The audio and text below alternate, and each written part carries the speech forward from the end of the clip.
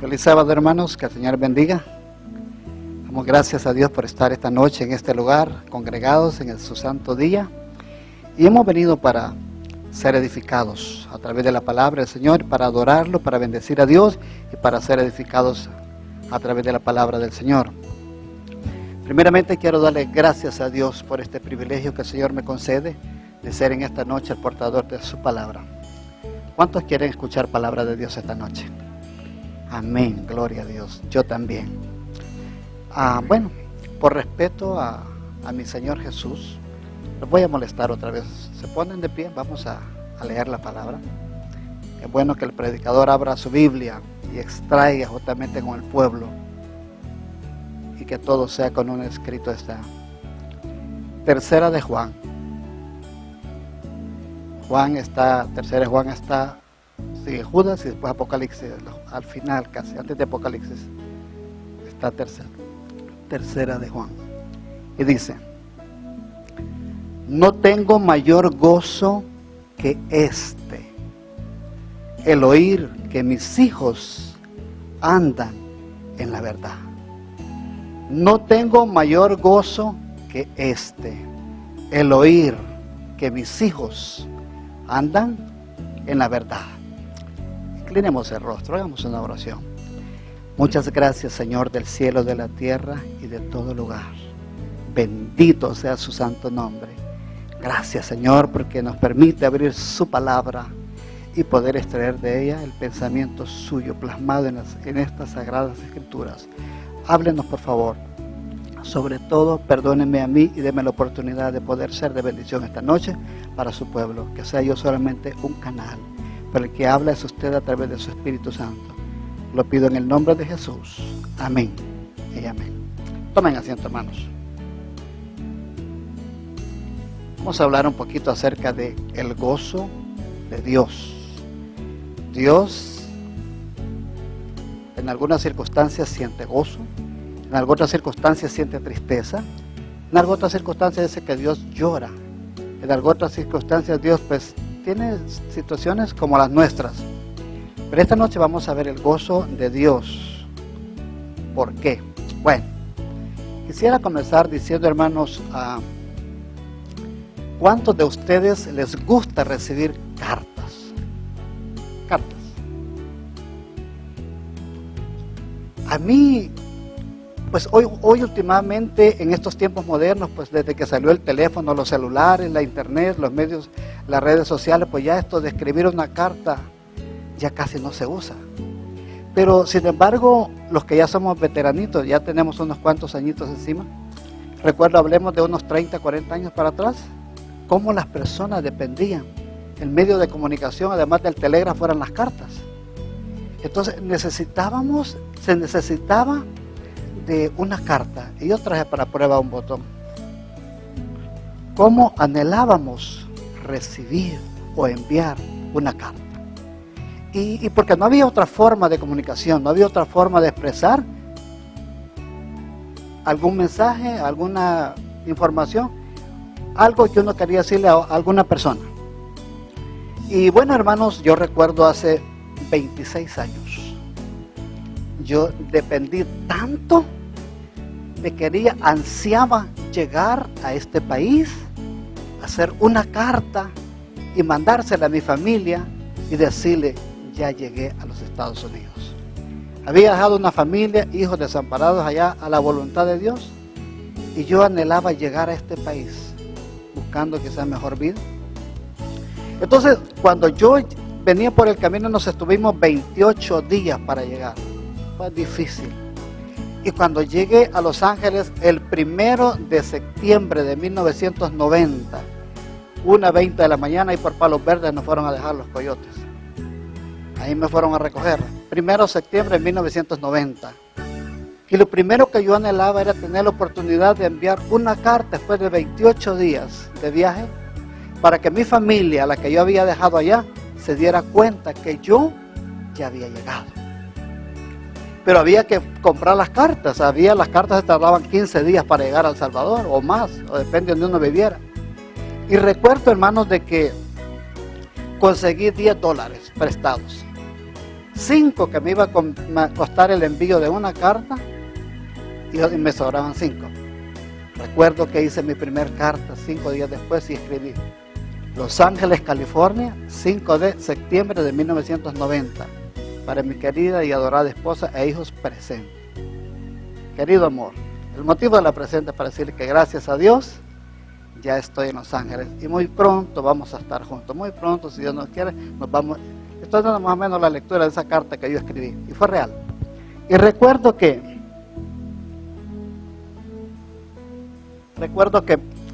me iba a costar $5 ir a Huntington Park, a Flores Express, a poner esa carta.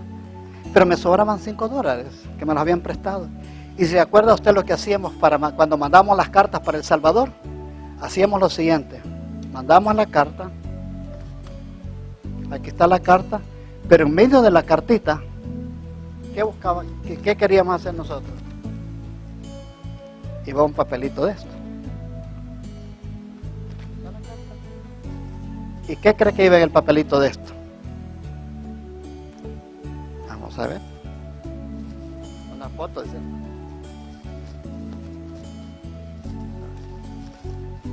Yo estoy haciendo como lo que iba a hacer mi familia allá. Los otros 5 pesos que me sobraban, los metí en la carta. Y en papel de aluminio para que no me lo fueran a detectar.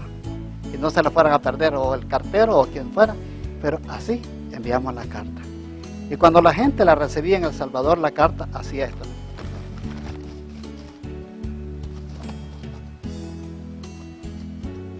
Sacaban el billetillo de a 20, o de a 100, de a 50, de a como fuera la bendición. Y comenzaban, y si había tiempo se leía la carta. Pero lo importante era hacer esto. ¿Por qué traigo en memoria esto? Bueno, se envió la carta con los 5 pesitos. Pero yo anhelaba esperar la contestación. Y esperé un mes. Al mes vino la contestación de esa carta. Colonia Bosque del Río, 1990, bla, bla, bla, para mi querido esposo que está en Los Ángeles. Bla, bla. Recibimos su carta, gracias a Dios que ya está en Los Ángeles y bla, bla, bla. Bueno, entonces, pero esa fue, pero cuando yo me dijeron, tienes carta que llegó de El Salvador, sentí una alegría, una satisfacción, algo bonito. Y yo me fui en una esquinita debajo de un palito en la casa de mi hermano a leer esa carta. No quería que nadie me perturbara, quería ver qué decía en esa carta, porque yo amaba a la gente que había dejado allá. Y hermano, yo dependía de una carta. Esta noche vamos a hablar también de una carta que fue escrita por un hombre de Dios.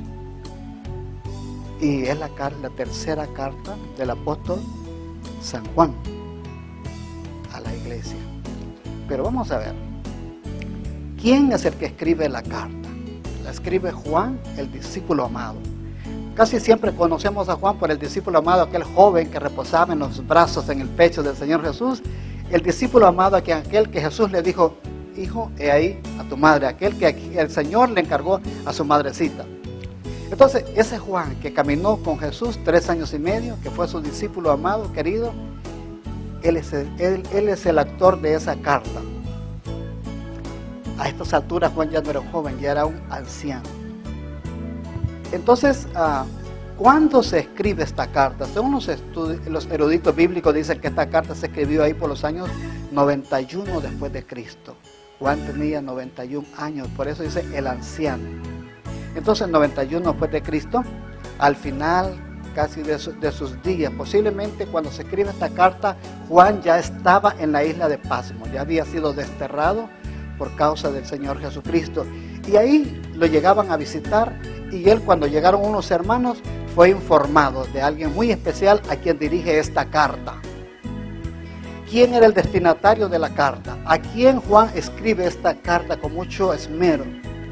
Esta carta fue escrita, como lo dice en el capítulo 1. En el capítulo 3 Juan, capítulo 1, versículo 1 dice: el anciano a Gallo el amado. Para que no se fueran a confundir con otro Juan, el anciano, el varón, el apóstol, ya era un anciano de 91 años y dedica esa carta a un amado suyo en la fe llamado Gallo. Bonito nombre, ¿no? Gallo, Gallo. Cuando tenga un hijo o un nieto, póngale Gallo. Pero si tiene la hija, no le vaya a poner Gallina. Pues aquí dice Gallo. Y era un hombre interesante, un hombre amado en la fe, y era un varón de Dios. Se llamaba Gallo. ¿Quién era Gallo? Gallo, mis amados en el Señor, era uno contemporáneo de los tiempos del apóstol San Pablo. Era un compañero de milicia de Pablo, así como Timoteo, así como Silas, como Bernabé. Gallo también era uno de esos. Vamos a la Biblia, busquemos Hechos 19, versículo 23. Hechos 19, verso 23.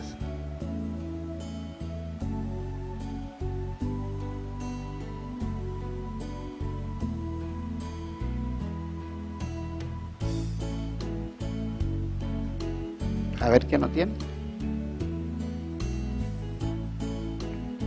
Ok, vamos a leer.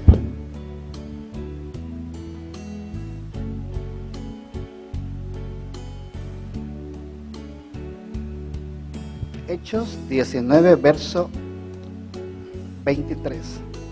Hubo por aquel tiempo un disturbio no pequeño acerca del camino, porque un platero llamado Demetrio, que hacía de plata templecillos de Diana, daba no poca ganancia a los artífices, a los cuales, reunidos con los obreros del mismo oficio, dijo: varones, sabéis que este oficio obtenemos nuestra riqueza.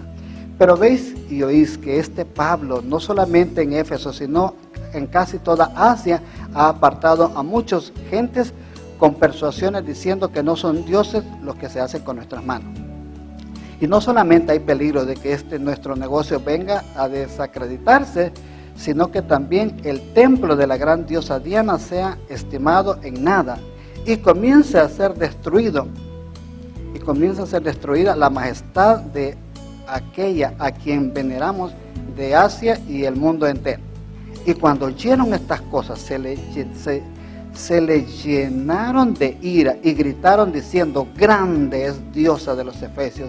Y la ciudad se llenó de confusión, y a una se lanzaron al teatro, arrebatando a Gallo y a Aristarco, macedonios, compañeros de Pablo. Entonces, este era un hombre de los tiempos de Pablo, había peleado la buena batalla, había estado con Pablo, había predicado el evangelio, había sobrevivido, y a estas alturas pues también él era un anciano, el anciano Gallo, el amado de Juan. Juan lo conocía muy bien porque era uno de los defensores de la fe, de la Sagrada Escritura. Entonces a él dirige esta carta, y cuando lo fueron a ver, preguntó él por Gallo, y por eso es que le dieron buen testimonio de Gallo a Juan en la isla de Pasmo. Y por eso dice, versículo 2 dice, tercera Juan, versículo 2 dice,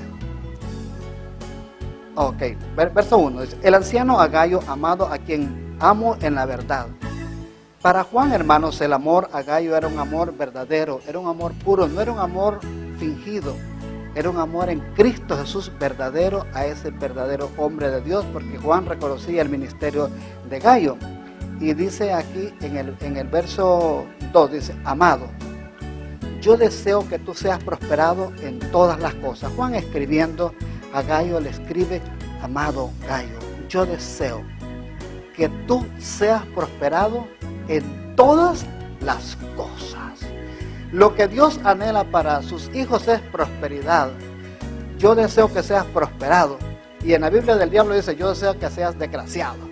Pero Juan escribe de parte de Dios: yo deseo que seas prosperados en todas las cosas, en lo material, en lo espiritual, en lo intelectual, en todo, que seas prosperado en todas las cosas, y que tengas salud, que también no se enfermara mucho, porque enfermo uno no le puede servir al Señor.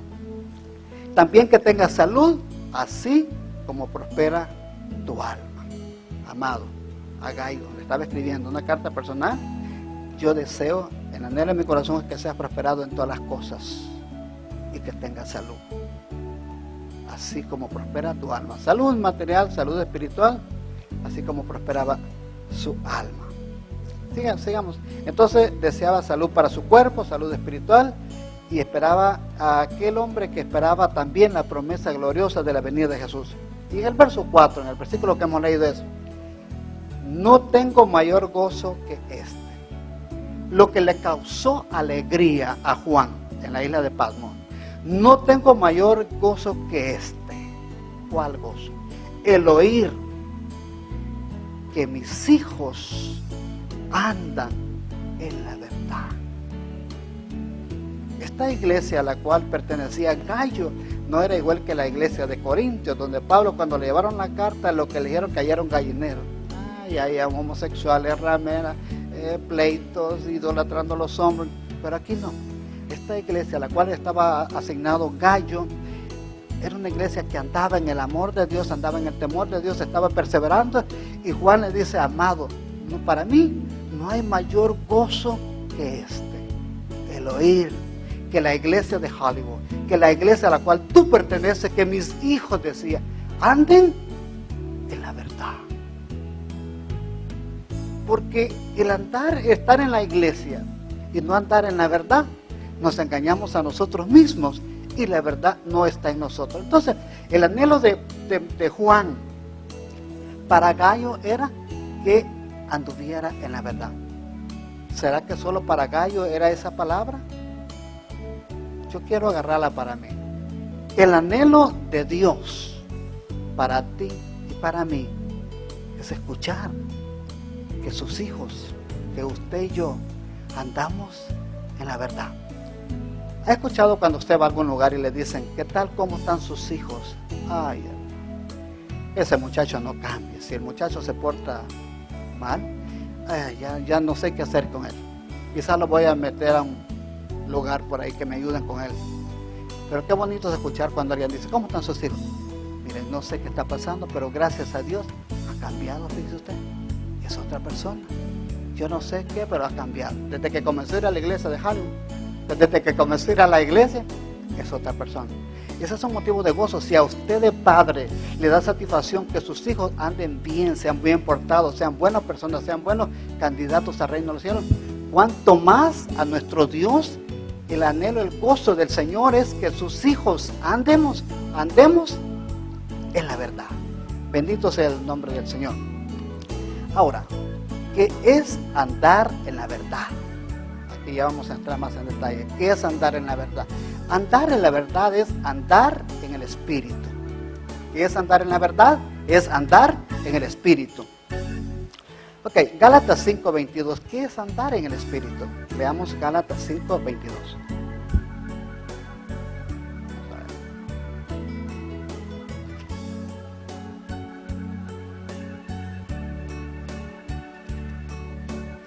Ya lo tengo. Gálatas 5:22 dice: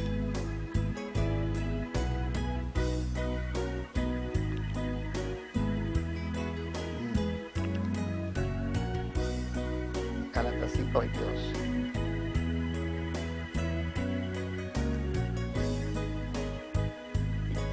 Mas el fruto del Espíritu es amor.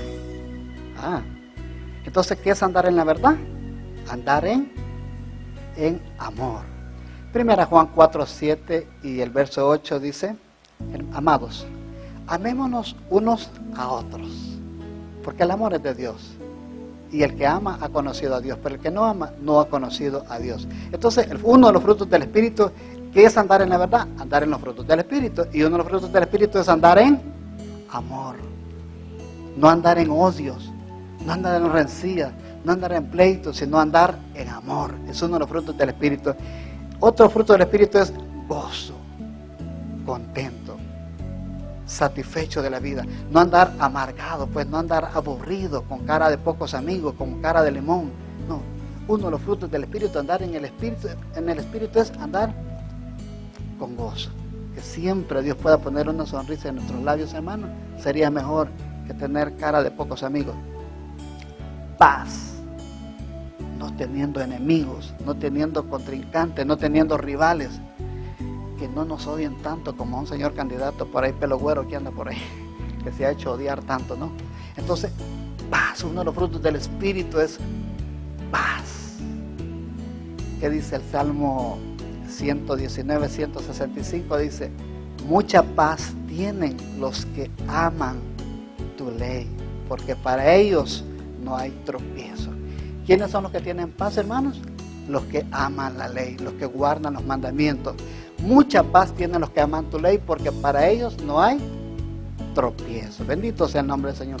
Otro fruto del Espíritu es la paciencia, la benignidad, la bondad, la fe, mansedumbre, templanza. Contra tales cosas no hay ley. Entonces, andar en el Espíritu es andar en las obras del Espíritu, las que acabamos de leer en este momento. Lo contrario a esto sería andar en la carne, andar fingiendo, andar chueco en la obra, en la casa del Señor. Segunda Gálatas 5:16, ahí mismo en Gálatas 5:16, ¿qué dice? El 16 dice: dijo pues andad en el Espíritu y no satisfagáis los deseos de la carne. Aquí viene la lista de los que andan chuecos. Porque el deseo de la carne es contra el Espíritu, y del Espíritu es contra la carne, y estos se oponen entre sí para que no hagáis lo que quisierais. Pero si sois guiados por el Espíritu, no estáis bajo la ley. Y manifiestas son las obras de la carne, que son: número 1, adulterio, fornicación, inmundicia, lascivia, idolatría, hechicerías, enemistades, pleitos, celos, iras, contiendas, disensiones, envidias, homicidios, borracheras, orgías y cosas semejantes, acerca de las cuales os amonesto, como ya os lo he dicho antes, que los que practican tales cosas no heredarán el reino de Dios. Entonces, andar en el Espíritu es andar en las obras del Espíritu. Andar en la carne es andar en todas estas listas que acabamos de leer ahí. Entonces, hermano, pero ¿cuál es el anhelo de Dios? Que andemos en las obras del Espíritu, que andemos derecho, pues, que andemos como Él quiere, en santidad. Bendito sea el nombre del Señor Jesús. Hermanos, en la Biblia muestra muchas cosas, muchos casos, y quisiera esta noche comentar uno que se encuentra en el libro de los Hechos, capítulo 5, del 1 al 11. Libro de los Hechos, capítulo 5, vamos a ver cómo en la iglesia, alabando a Dios, escuchando la palabra, desde la iglesia primitiva hay un testimonio ahí que quedó escrito por algo, lo dejó el Señor, para que nos demos cuenta que sí hay gente que no anda derecha, no anda en la verdad. Y habla la historia muy conocida de Ananías y Zafira. 5:1 dice: pero cierto hombre llamado Ananías, con Zafira su mujer, vendió un terrenito, vendió una heredad. Esta pareja, este matrimonio tenía un terrenito, una heredad, y decidieron venderla para traerla a los pies de los apóstoles, porque dice la Biblia que todos los primeros cristianos vendían sus posesiones, sus cosas, y las traían a los pies de los discípulos para la obra del Señor. Versículo 12: y sustrajo, o apartó, o agarró del precio, sabiendo también su mujer, la mujer estuvo de acuerdo, y trayendo solo una parte, y la puso a los pies de los apóstoles. Entonces hicieron la venta, les dieron, digamos, $5,000 por ese terrenito que vendieron, por esa heredad. Y le dijo el Ananías a su mujer Zafira: ¿sabes qué, viejita? Llévale los 5,000 pesos a Pedro y a Juan y a los demás apóstoles, como que, ¿qué dice? Si nos quedamos con $1,000, nos quedamos con $1,000 pesos, $1,000, para pagar algunos gastos que tenemos pendientes por ahí. Pero eso sí, mírame, calladito, que no se separe aquí entre tú y yo. Y tomaron una parte, dice el versículo 2, dice: y sustrajo el precio, sabiéndolo también su mujer, y trayendo solo una parte, la puso a los pies de los apóstoles. Y llegó el día del culto divino, y le dijeron: Pedro, vendimos un terrenito, aquí está, para la obra de Dios, que sirva para la obra del Señor. Pero Pedro tenía el Espíritu Santo, Pedro tenía al Señor en su corazón, y Dios le revelaba muchas cosas. Versículo 3: y dijo Pedro a Ananías: ¿por qué llenó Satanás tu corazón para que mintieses al Espíritu Santo y sustrajeses del precio de la heredad? Entonces en la iglesia, hermano, estaba un hombre que estaba haciendo la obra, aparentemente estaba haciendo una buena obra porque estaba dando el dinero del terrenito, pero Pedro le dice: Ananías, ¿por qué llenó Satanás tu corazón para que mintieses al Espíritu Santo? Sustrajeses del precio de la heredad. Verso 4, reteniéndola, no se te quedaba a ti, y vendida no estaba en tu poder. ¿Por qué pusiste esto en tu corazón? No has mentido a los hombres, sino a Dios. Aparentemente este hombre andaba en la verdad, andaba en el camino de la vida, pero era mañoso. Y le dijo que Pedro, que no le había mentido a los hombres, le había mentido a Dios. Ahí en 1 Timoteo, no lo busques, se lo voy a leer rapidito. 1 Timoteo 6:10 dice: porque la raíz de todos los males es el amor al dinero, el cual codiciando algunos se extraviaron de la fe y fueron traspasados de muchos dolores. Porque la raíz de todos los males es el amor al dinero. El dinero, hermano, el dinero llevará a muchos al infierno y evitará que muchos entren al reino de los cielos. ¿Se acuerdan el rico pobre, el rico joven que por amor al dinero rechazó a su maestro, rechazó a Jesús? Dice la Biblia, porque tenía muchas posesiones. La heredad de un hombre rico, dijo Jesús, había producido mucho, y dijo: mi heredad ha producido mucho, ¿qué haré? Haré nuevos graneros, guardaré mis cosas y diré a mi alma: alma mía, come, bebe, date gusto, porque tiene para muchos años. Y el Señor le dijo: necio, esta noche vienen a pedir tu alma, y lo que has atesorado, ¿para quién será? Así es, dijo el Señor, todo aquel que tiene tesoros para sí mismo y no es rico para con Dios. Volvamos a nuestra historia. Versículo 5 de los Hechos. Al oír Ananías estas palabras, cayó y expiró. O sea, se murió.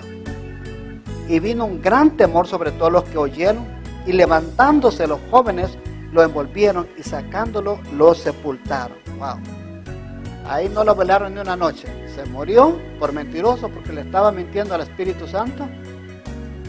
Se murió, expiró, y dice inmediatamente unos muchachos que estaban en la iglesia lo envolvieron y lo fueron a enterrar. Rapidito. A ese ladrón. Y lo sepultaron. Verso 7. Pasado un lapso como de 3 horas, sucedió que entró su mujer. ¿Se acuerdan cómo se llamaba la mujer? Zafira. Entró su mujer no sabiendo lo que había acontecido. Él se le había adelantado. Entonces Pedro le dijo: dime, Zafira, ¿vendiste en tanto la heredad? Y ella dijo: sí, claro, sí, en tanto. Verso 9. Pedro le dijo: ¿por qué conviniste en tentar al Espíritu Santo del Señor? He aquí a la puerta, a los pies de los que vienen de enterrar, de sepultar a tu marido, y te sacarán a ti también. Wow. Pero hermanos, y usted conoce la historia, dice que ahí mismo, pum, pum, pum, ¿verdad, Carito? Cayó la señora. Por alcahueta, por sinvergüenza, porque también se consintió en el plan para robarle a Dios. Y dice la Biblia: ¿robará el hombre a Dios? Ya me metí en otro tema, de Malaquías. Y dice: vosotros me habéis robado. ¿Y en qué te hemos robado? En vuestros diezmos y vuestras ofrendas. Porque a Dios lo que es de Dios. ¿Se acuerdan cuando aquellos hombres les dijeron, agarraron a Jesús para tentarle, le dijeron: ¿de quién es esta moneda? ¿Es lícito dar al César, dar tributo al César? Y él les dijo: ¿por qué me tentáis? Dame una moneda. Y les dan a Jesús la moneda. Y les dice: ¿de quién es esta inscripción que está en la moneda?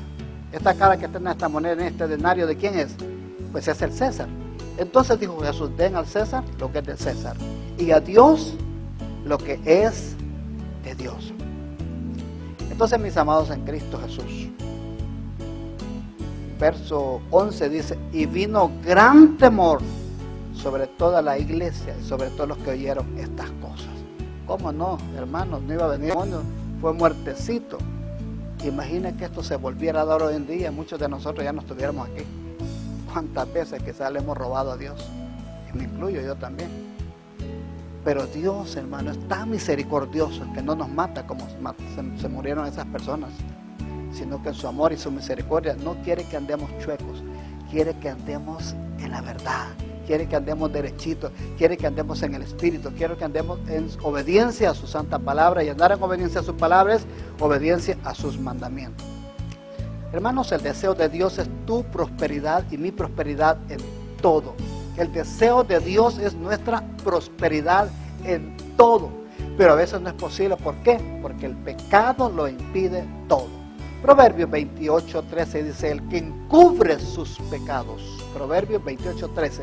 El que encubre sus pecados, el que no anda derecho, el que ha hecho algo sinvergüenzamente a ocultas, el que encubre sus pecados no prosperará, por más que trabaje doble, por más que trabaje el sábado, por más que haga overtime, por más que trabaje como sea, no va a prosperar. Porque el que encubre sus pecados, dice la Biblia, no prosperará. Más el que los confiesa y se aparta de ellos alcanzará misericordia. La mujer pecadora, cuando Jesús la perdona, ¿qué le dijo el Señor Jesús? Vete y no peques más. Entonces, el que encubre sus pecados no prosperará, más el que los confiesa y se aparta de ellos no prosperará. Pero ese no es el anhelo de Dios, ese es el anhelo del diablo, ese es el deseo del diablo, vernos oprimidos, miserables, empobrecidos, enfermos, arruinados. Como que si no tuviéramos un Dios todopoderoso en los cielos. Pero lo que pasa es que a veces suceden las cosas porque sin querer, queriendo, andamos en pecado. Pero no la vamos a hacer. Nos vamos a chasquear si andamos en desobediencia con el Señor. Entonces, pero la Biblia, Dios es maravilloso. Salmo 32:5, mire lo que dice. El salmista David, un día en su condición de falsedad, cuando le falló a Dios, ¿se acuerdan? Con Betsabé, la mujer de aquel soldado Urías, el Eteo. Él dijo estas palabras: mi pecado te declaré y no encubrí mi iniquidad. Dije, confesaré mis transgresiones a Jehová, y tú perdonaste la maldad de mi pecado. Qué lindo, hermano, cuando reconocemos nuestra condición miserable, cuando reconocemos que hemos fallado a Dios. ¿Se acuerdan del hijo pródigo? Le iba cada día de mal en peor, le llovía sobre mojado. Pero un día, cuando él dijo: ¿cuántos jornaleros en la casa de mi padre tienen abundancia de pan y yo que me muero de hambre, anhelando las algarrobas que comen los cerdos? Pero ni eso se le permitía. Y dijo: voy a ir y le voy a decir a mi padre: Padre mío, he pecado contra el cielo y contra ti. Por favor, no soy digno de ser llamado tu hijo, hazme como uno de tus jornaleros. Él iba pensando en su corazón, porque el Espíritu ya lo había tocado. Dijo: volveré a la casa de mi padre. Y cuando él iba pensando: ¿y cómo voy a llegar? Y decirle a mi padre: pero yo, no importa el rechazo, si me va a dar con la correa que me dé, pero voy a decirle que mi padre que me perdone. Pero el padre no estaba pensando en castigarlo, el padre estaba pensando en encontrar a su hijo. Y cuando aún estaba lejos, dice la Biblia, Lucas 15, estaba lejos, el padre lo vio y fue movido a misericordia. Y no corrió el hijo, corrió el padre a agarrar a su hijo, a abrazarlo, a besarlo. Y ustedes conocen la historia, hermano. Y el muchacho le quería decir: papi o papá o dad, y el papá no lo dejó. No, véngase. Y lo abrazaba, lo apretaba. Dijo: maten el becerro gordo, saquen un vestido nuevo, traigan un anillo, traigan los mejores zapatos y cálcenme este muchacho, cálcenme este cipote, porque se había perdido y ha sido hallado. Y hubo gran fiesta cuando un pecador volvió a la casa de su padre. Uno que andaba chueco, uno que no andaba en buenos términos, en buen camino, pero volvió a la casa de su padre. Y para terminar, yo recuerdo cuando el salmista David en el Salmo 51, versos 10 y 11, ¿qué dijo él? Crea en mí, oh Dios, un corazón limpio y renueva un espíritu recto dentro de mí. Dice la Biblia: ¿quién subirá al monte de Jehová? ¿Quién? El limpio de manos y puro de corazón, el que no ha elevado su alma a la usura. Alabado sea el nombre del Señor. Verso 11 dice: no me eches delante de ti y no quites de mí tu Santo Espíritu. Cuando el Espíritu se aleja del ser humano por andar chueco, por andar en pecado, por andar en las obras de la carne, ya nos fregamos, hermano. Como dice, ya se lo llevó el diablo. Porque cuando el espíritu se aparta del ser humano, de aquel hijo de Dios o de aquella hija de Dios, sucede lo que le sucedió al rey Saúl, ¿verdad, hermanos?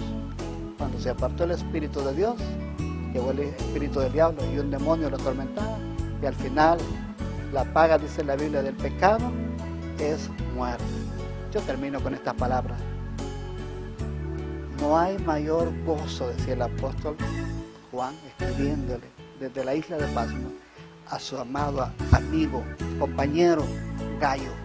No hay mayor gozo, Gayo, esto, el oír que mis hijos anden en la verdad.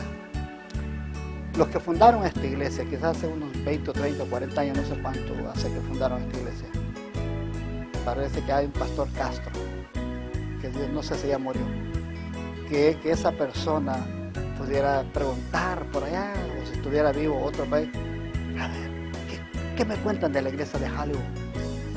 Y es que le dijeron, la iglesia de Hollywood ya ni cabe la gente en la iglesia de Hollywood, wow, si ya, esperan, todos están listos esperando la venida del Señor, todos andan en santidad, todos andan, ahí no hay pleito, ahí no hay envidia, ahí no hay, todos, ¿qué sentiría él? Sería alegría, gozo, contento. Eso sucedía en esta iglesia a la cual pertenecía Gayo. Pero ¿qué sentiría este pastor, estos fundadores de esta iglesia? Te dijeron, hermano, todos los que usted conoció ya se fueron. Unos andan en el mundial, otros se murieron, otros están enfermos, unos 3 pelones hay ahí. Tanto sacrificio, ¿y ahora qué? Entonces, mis amados en el Señor, el gozo de Dios es ver que usted y yo andemos derechito, andemos en el Espíritu. Y entonces, este ha sido el mensaje de esta noche. No hay mayor gozo que este, dice Dios, para usted y para mí, el oír. Dios hoy, que mis hijos andan en la verdad. ¿Quién es la verdad? Aquel que dice en San Juan 14:6, yo soy el camino y la verdad y la vida. Y nadie viene al Padre si no es por mí. Entonces, ¿valió la pena la carta del apóstol San Juan a Gayo? Sí, valió la pena. Porque esa carta yo la apropio para mí también y yo quiero andar en la verdad. Y sin Cristo, sin el Espíritu Santo no puedo, pero si nos depositamos en las manos de Dios, sí podemos. Que Dios bendiga su palabra. Estás para dar por terminar el servicio de esta noche. Vamos a inclinar el rostro. Vamos a ponernos en las manos de Dios. Señor y Padre que habita en las alturas de los cielos y en todo lugar. Bendito y alabado sea su nombre. Gracias por este santo sábado que hemos comenzado, hemos iniciado. Y gracias por esta noche que nos permitió venir a escuchar su palabra y adorarlo también. Señor, permítanos que al regresar a casa vayamos con la bendición de que usted nos habló esta noche y que podamos tener buenas noches con Dios y que el día de mañana podamos levantarnos tempranos para estar una vez más en una cita que usted y nosotros tenemos con usted el día de mañana. Llévenos con bien, guárdenos, Señor. Si hay lluvia, permita que mis hermanos lleguen con bien hacia sus hogares. Lo pedimos todo en el nombre de Jesús. Amén y amén. Pasen muy buenas noches, hermanos, y vayan con Dios.